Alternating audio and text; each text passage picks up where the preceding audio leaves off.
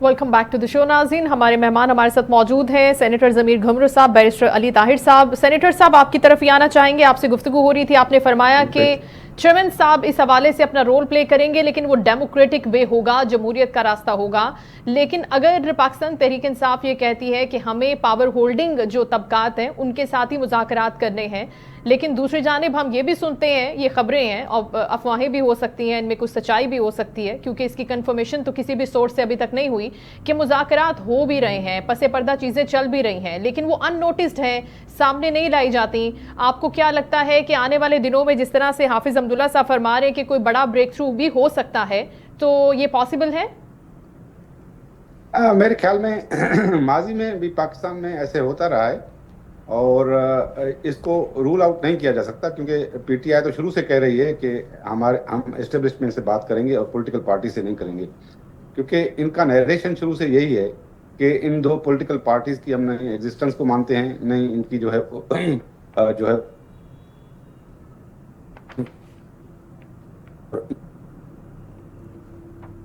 तो इनके लिए बड़ा डिफिकल्ट है हमारे साथ या मुस्लिम लीग नवाज के साथ पॉलिटिकल टास्क करना, क्योंकि अगर ये टास्क करते भी हैं तो इनका नरेशन टूटता है। इनका नरेशन है इस बुनियाद पर कि हम इनसे बात नहीं करेंगे, तो ये अगर एस्टेब्लिशमेंट से बातें करते हैं तो मेरे ख्याल में ये वैसे तो अनकॉन्स्टिट्यूशनल है, क्योंकि पॉलिटिकल फोर्सेस आपस में कॉन्स्टिट्यूशन के तहत बात कर सकती हैं। अगर ये कोई अनकॉन्स्टिट्यूशनल बात करते हैं तो वो उनकी जिम्मेवारी है, उनकी पार्टी की जिम्मेवारी है कि मुस्तकबिल में अवाम को क्या जो है वो पेश करेंगे।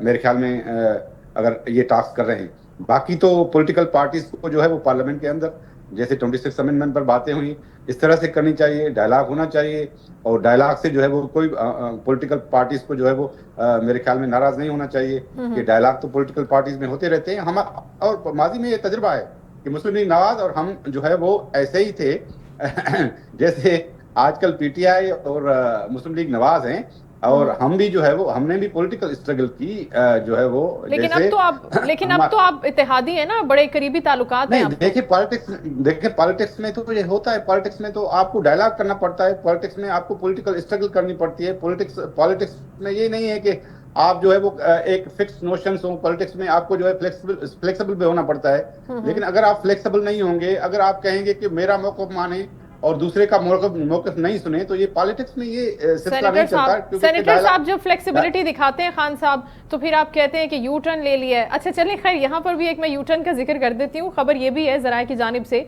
कि अब पाकिस्तान तहरीक इंसाफ की क़यादत ने इस्लामाबाद धरने की नाकामी के बाद सियासी जमातों से राब्ते करने का फैसला किया है, और ये हिदायत बानी पीटीआई ने खुद दी हैं, और अब एपीसी बुलाने के हवाले से इस पर गौर भी किया जा रहा है। तो बैरिस्टर साहब की मौजूदगी का फ़ायदा उठाते हुए सेनेटर साहब, हम उन्हीं से कन्फर्मेशन ले लेते हैं कि क्या अब थोड़ा सा रूल आउट कर रहे हैं ये अपने उस बयानिए को कि नहीं हम पावर होल्डिंग के साथ ही बात करेंगे, अब शायद कोई जमहूरी ताकतों से बात करने के ऊपर रजामंदी दिखा दी है? जी अली ताहिर। देखिए, ये तो this has been the stand since day one कि तमाम पॉलिटिकल पार्टी से बात हो सकती है, मां सवाए उनके जो चोरीशुदा मैंडेट से आए हुए हैं। तो इसी तरह आपने देखा कि हम चकसई साहब की पार्टी से भी इंगेज कर रहे हैं, मौलाना फजलुर रहमान साहब से बड़े हमारे एक हिस्टोरिकली एक एक्रीमनी रही है उनके साथ, बट उनसे भी बात हो रही है, तमाम पार्टियों से भी बात हो रही है। 3 पार्टीज ऐसी हैं जिनसे बात करने को हम लोग तैयार नहीं है। उसमें एक पीपल्स पार्टी है, एक पाकिस्तान मुस्लिम लीग नून है और एक MQM है। और मैं पर्सनल कैपेसिटी में बात कर रहा हूँ, बाकी जाहिर है जो चेयरमैन साहब डिसीजन लेंगे as a part of party policy I will have to follow that decision, but मैं पर्सनल अगर अपनी राय दूं तो मेरे ख्याल में इन तीनों पार्टी से बात होनी भी नहीं चाहिए। जमीर साहब is my brother, he was talking about unconstitutionality कि आपने एस्टेब्लिशमेंट से बात नहीं करनी है, आपने पॉलिटिकल पार्टी से बात करनी है।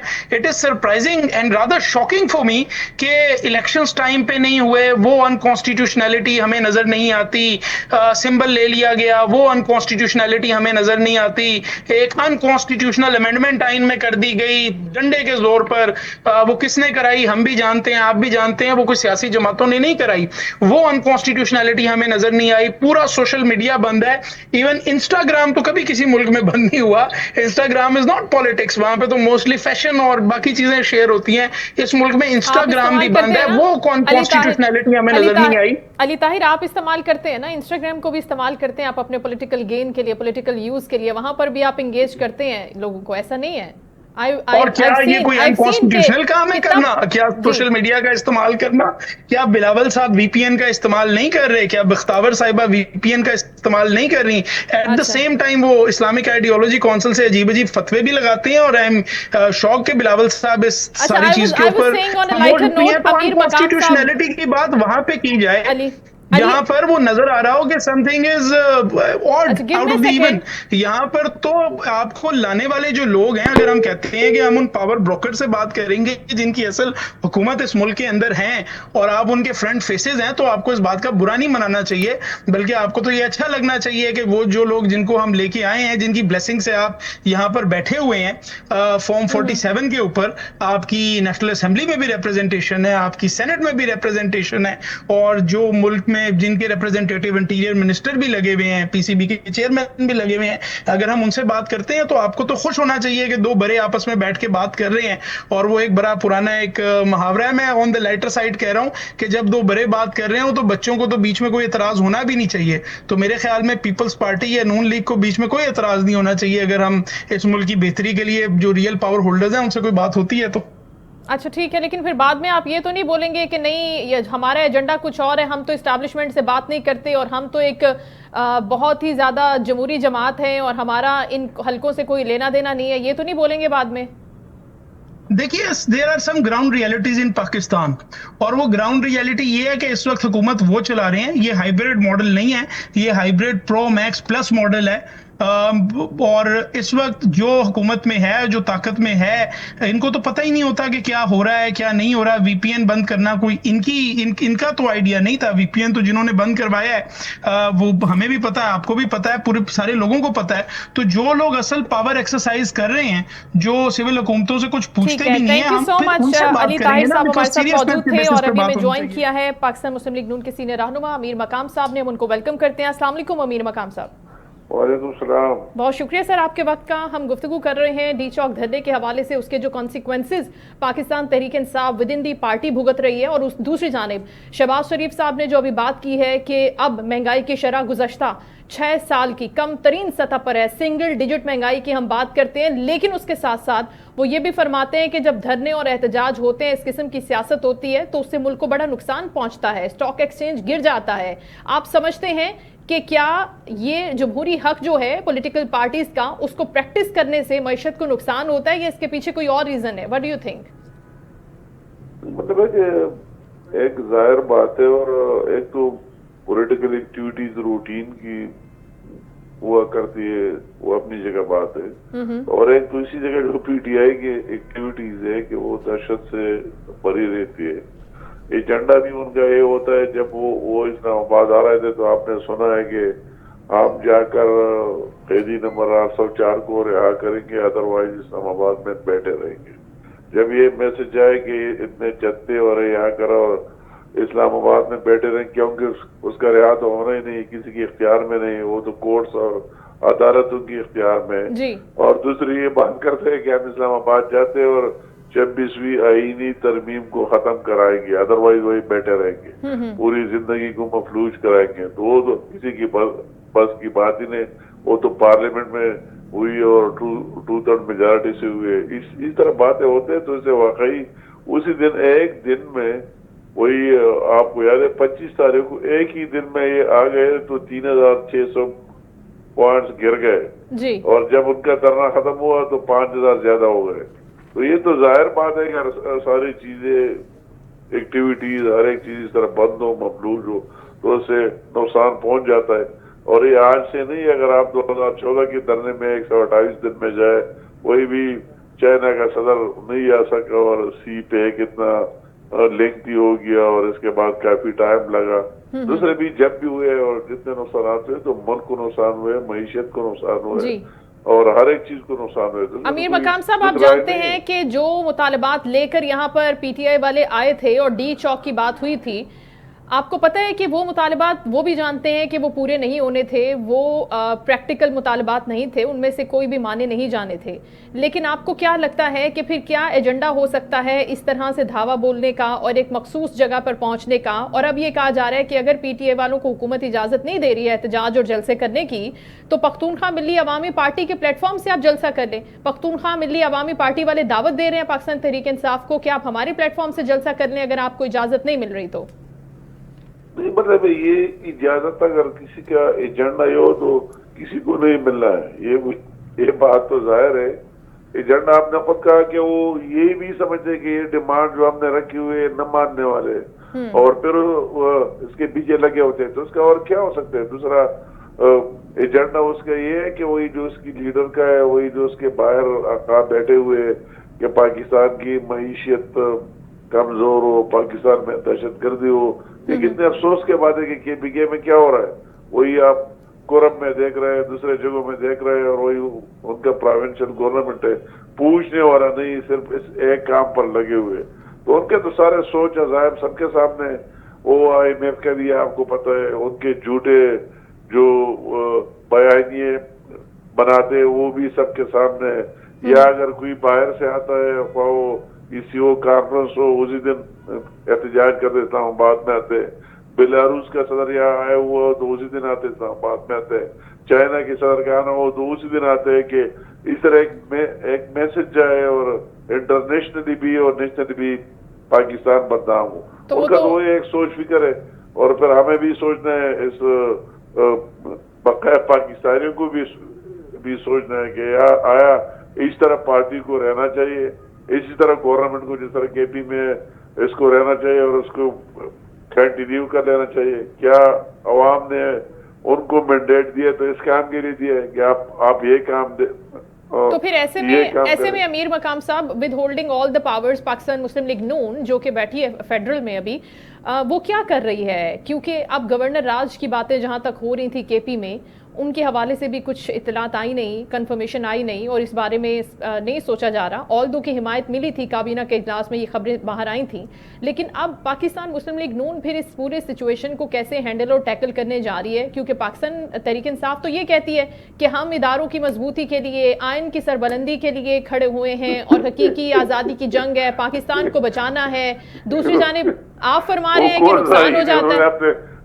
اپنے گھر میں اگر کوئی آئین بنایا ہو تو وہی آئین کے لیے کھڑا ہو، پاکستان کے آئین کے لیے، بالادستی کے لیے تو نہیں، وہ تو سب کے سامنے۔ یہ میں نے آپ کو بتایا ہمارا کوئی شوق نہیں ہے، اور یہ تو آخری لاسٹ آپشن ہے ہمارے لیے۔ گورنر رول کا شوق ہے نہ اس کی پارٹی پر پابندی کا شوق ہے۔ ہم کہتے ہیں کہ یہ اپنا رول جمہوری انداز میں ادا کرتے جائے، مگر اگر بالکل کوئی دوسرا آپشن ہی نہیں رہے تو پھر تو ملکی مفادات کو دیکھنا ہے کہ ملکی مفاد کس میں، اور وہی کام کرنا ہے۔ تو یہ بات کہ نہ، یہ بات بھی آج اپنی جگہ قائم دائم ہے، اس پر بین لگانے کی سوچ فکر یا وہی گورنر رول لگانے کا ارادہ وہ سب کچھ سامنے ہے۔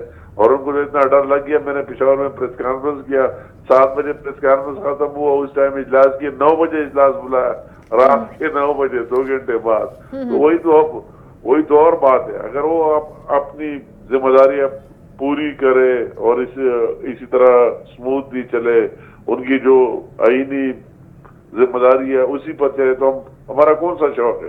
مگر اگر کچھ نہیں ہو سکتا ہے تو دوسرا آپشن تو ہے ہی نہیں۔